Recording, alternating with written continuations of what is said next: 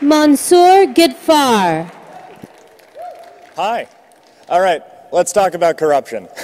So, when I say corruption, I'm not talking about the sleazy guy with a shoebox full of $100 bills. That's old-fashioned corruption. What I'm talking about is corruption in the year 2014, the enormous amount of money pouring into American politics. And I could show you all kinds of scary graphs or charts or numbers, but I think with the collective organizing and political experience in this room, everyone here already has an intuitive sense of this problem. If you can afford a lobbyist, if you can put money into campaigns, you get a better version of the government than everyone else. And it's why we keep seeing headlines like this. It's why no matter how common sense the solution or how much public support there is, unless the money is there too, your issue gets stuck over and over and over again.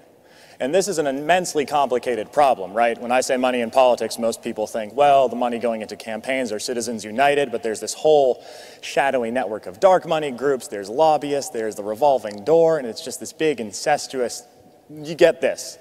This is the reaction you get when you talk to people about money in politics. And I do not want the face of this movement to be Bender. God love him.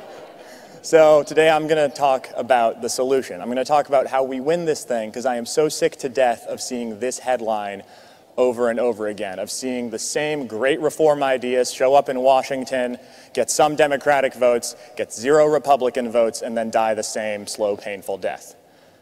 So let's talk about strategy, and I really want to hone in on this third point. This absolutely has to be a bipartisan movement. And I know what some of you are thinking.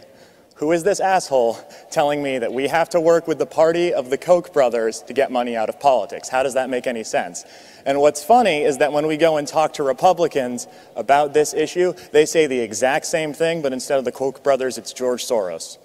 Or the big scary unions, or pick your lefty boogeyman. But everyone is angry about the same thing. And if you look at the numbers, more importantly, you see that both sides support the same policies we need to fix this problem. This is not a left-wing issue or a right-wing issue. It's an American issue, and until we start treating it like one, we're not going to win. So, when you're dealing with a problem this huge, you can't just nibble around the edges. Now, there are all these different things we got to fix, and conventional wisdom would say, well, let's take one at a time, right? Let's pass some transparency here, let's pass some public funding here, but what we've found is if you put them all together in one big omnibus piece of legislation, it's actually more powerful together than it is alone. And this is all stuff, by the way, that you can do without amending the Constitution to overturn Citizens United. And that's not to say that you shouldn't.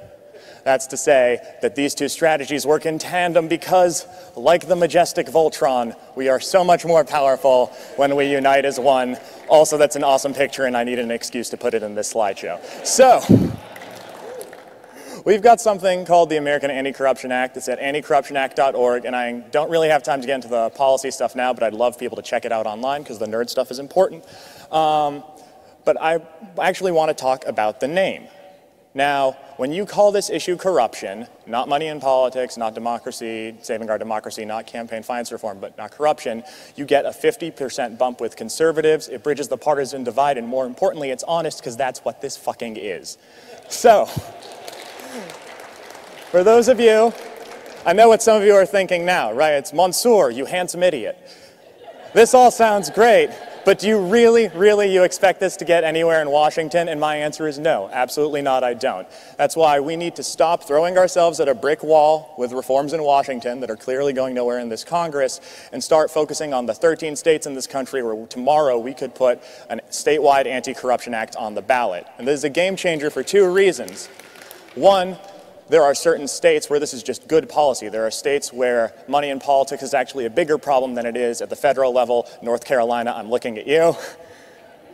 And number 2, it's good politics because every single win at the state level builds momentum for national reform. By the way, we've done the polling for a hypothetical state act. It has unprecedented support. Our pollster has never seen higher numbers in his entire 30-year career. Now, I am from the great state of Colorado, so of course I'm going to be the guy who brings up marijuana legalization.